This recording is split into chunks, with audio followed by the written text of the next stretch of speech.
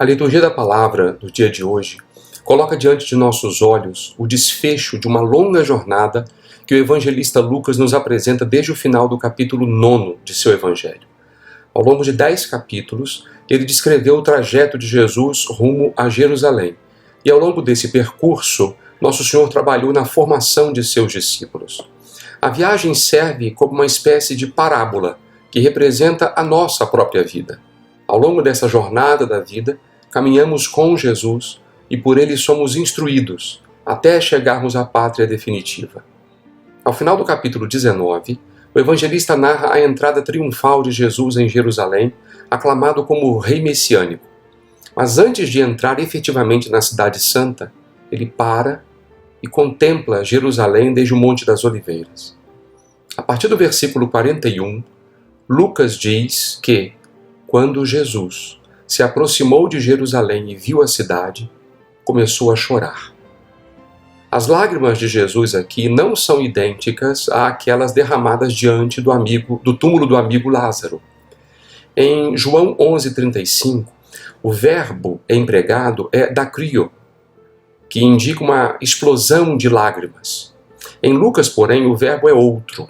Ele escolhe a palavra klaio, que ocorre cerca de 40 vezes no Novo Testamento, indicando sempre uma forte comoção. É o choro provocado pela dor ou pelo lamento fúnebre, por aquilo que se perdeu, pela partida de alguém ou diante da própria miséria. Nesse caso, como entender as lágrimas de Jesus? Antes de tudo, é necessário lembrar que Jesus não tem uma simples aparência humana. Ele é homem de fato. E enquanto homem, nasceu num contexto histórico, cultural e religioso definido. É o que nós entendemos por encarnação. Enquanto homem, Jesus era membro do povo de Israel e foi educado como judeu.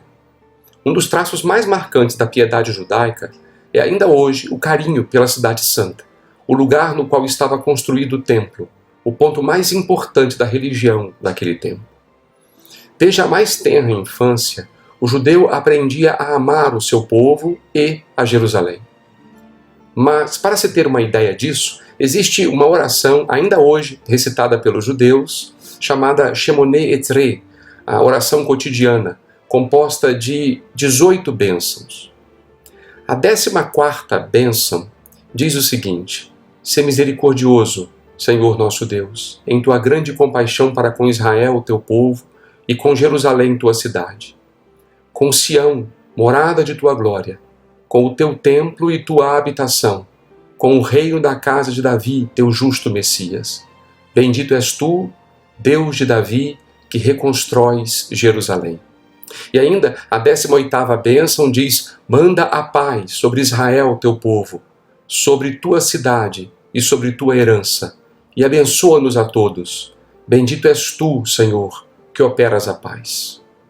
Como se vê, o amor de Jesus por Jerusalém e pelo seu povo não era algo extrínseco, mas compunha mesmo a sua personalidade. Mas afinal, por que ele chora? As palavras seguintes nos ajudam a entender os seus motivos. Se tu também compreendesses hoje o que te pode trazer a paz. Agora, porém, isso está escondido aos teus olhos. Dias virão em que os inimigos farão trincheiras diante de ti e te cercarão de todos os lados. Eles esmagarão a ti e a teus filhos, e não deixarão em ti pedra sobre pedra, porque tu não reconheceste o tempo em que foste visitada. Ao lermos os evangelhos, vemos, de um lado, Jesus, que constantemente oferece seu amor, em primeiro lugar, aos membros de seu próprio povo. Mas, por outro lado, é fácil perceber que, da parte de seu povo, Jesus sempre encontrou a porta fechada. Os evangelistas, desde as primeiras páginas, relatam diferentes conflitos entre Jesus e as autoridades religiosas de seu tempo. Ele foi acusado de transgredir o sábado, acusado de blasfêmia, acusado de expulsar demônios com a ajuda de Belzebu, acusado de desprezar a tradição dos antepassados. Enfim, ele sempre esteve à margem. E apesar de conseguir reunir ao redor de si um grupo modesto de discípulos, Jesus não foi muito bem sucedido em sua missão com Israel. É isso então que explica o seu pranto. Por um lado, ele ama visceralmente o seu povo e mantém com ele uma relação umbilical de pertença e afeto. Por outro, o amor é sempre uma oferta e não pode jamais ser imposto. E enquanto oferta, ele corre o risco de ser rejeitado. Quando Lucas escreve o seu evangelho, cerca de 50 anos após a ressurreição de Jesus, aquela Jerusalém que Jesus conhecera não existe mais. No ano 70, os romanos incendiaram a cidade e o templo, reduzindo tudo a ruínas. Podemos imaginar o que esse acontecimento produziu na mente não apenas dos judeus, mas também dos cristãos, que nesse momento se sentiam ainda extremamente vinculados aos judeus. Prova disso é o destaque que Lucas dá a Jerusalém em seu evangelho. Ele começa a sua história com o sacrifício de Zacarias no templo e termina dizendo que após a ascensão, os apóstolos voltaram a Jerusalém com grande alegria e estavam continuamente no templo louvando a Deus. Para Lucas, a razão da destruição da cidade não se deve meramente a fatores políticos ou militares. Ele encontra uma justificativa teológica. Tu não reconheceste o tempo em que foste visitada, diz o evangelista. O tema da visita de Deus é algo que perpassa toda a Escritura. A visita de Deus não é algo banal, fortuito.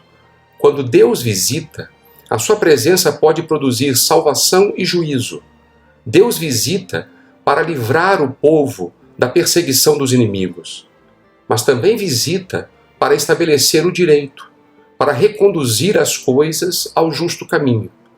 Dentre todas as visitas de Deus, aquela que ele fez em Jesus é a maior.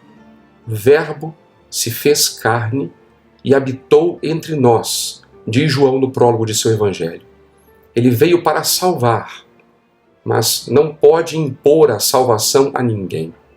Ela será sempre uma oferta e cabe ao homem, auxiliado pela graça, aderir ao projeto divino. Quando nós olhamos para a nossa vida pessoal, com dor e vergonha, também nós reconhecemos que não faltam a Jesus motivos para se lamentar a nosso respeito. Quantas vezes nós já fomos visitados? Quantas chances desperdiçamos? Com quanta indiferença nós o tratamos? Hoje, mais uma vez, ele vem a nós através de sua palavra. Que saibamos responder com amor àquele que tanto nos ama. Um ótimo dia a todos vocês.